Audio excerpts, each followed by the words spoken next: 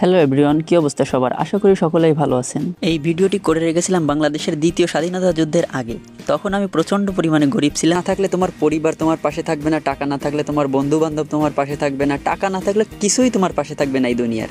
আর তাই অল্প সময়ে অনেক পরিমাণ টাকা ইনকাম করার জন্য আমি একটা কাজ করি। রুমের মধ্যে শুয়ে শুয়ে শুধুমাত্র ইউটিউবে সার্চ দিয়ে দেখি 1 মাসের ভিতরে কীভাবে কোটি পেতাম সোহরাওয়ার্দী উদ্যানে। চারিদিকে শুধু খাবার আর খাবার, মানু আর মানু, কিন্তু কোনো কিছু খাওয়ার মতো যত সামান্য টাকা আমার পকেটে সেদিন ছিল না। কথায় আছে না, ভালোবাসার দূর থেকে সুন্দর, সেটা আমি মানি এবং বিশ্বাস করি। তাই আমিও সেদিন ধরে নিয়েছিলাম খাবারগুলো শুধু দেখতেই সুন্দর, খেতে নয়। জীবনের কঠিন বাস্তবতা আপনি তখনই বুঝতে পারবেন যখন আপনার চারিপাশে অনেক প্রচুর পরিমাণে খাবার থাকবে, কিন্তু সেগুলো টাকার অভাবে আপনি খেতে পারবেন না।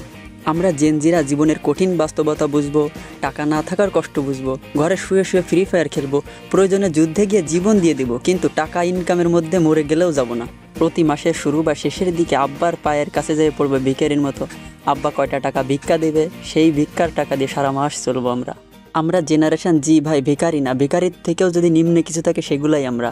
ভিখারির পকেটেও তো 10-5 টাকা থাকে, কিন্তু আমাদের এই জেনারেশন জির পকেটে 1-4 আনা কানা করিও থাকে না। পকেট উল্টায় ঝাড়া দিলে সারা মাসের জমানো ধুলাবালি ছাড়া আর কিছুই পড়বে না পকেট থেকে। ঘোরাঘুরির শেষ পর্যায়ে পকেটগুলোতে অপারেশন সার্চ লাইট চালিয়ে কিছু টাকা পাইলাম। সেই গনিমতের টাকা দিয়ে আমরা দুইজনে মিলে কিছু ব্যাঙের ছাতা খাইলাম। ছোটোবেলায় ভাবতাম ব্যাঙে মূত্র বিসর্জন করলে হয়তো এই ব্যাঙের ছাতাগুলো জন্ম নেয়। এখন এটা ব্যাঙের ছাতার মাথা হোক আর মাশরুম হোক, খাওয়ার জিনিস, এখন এটা খাইতে পারলেই হয়েছে।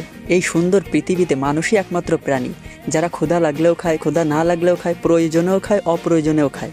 মানুষ কোনো জিনিস দেখলে প্রথমেই ভাবে এটা কি খাওয়া যাবে, খাইলে এটার টেস্ট কেমন হবে। স্বয়ং আদম আলাইহিস সালাম সে নিজে জান্নাতে খাওয়ার জন্য কিন্তু দুনিয়াতে চলে আসছিল। এত পরিমাণে খাওয়ার পাগল এই মানুষ প্রজাতি।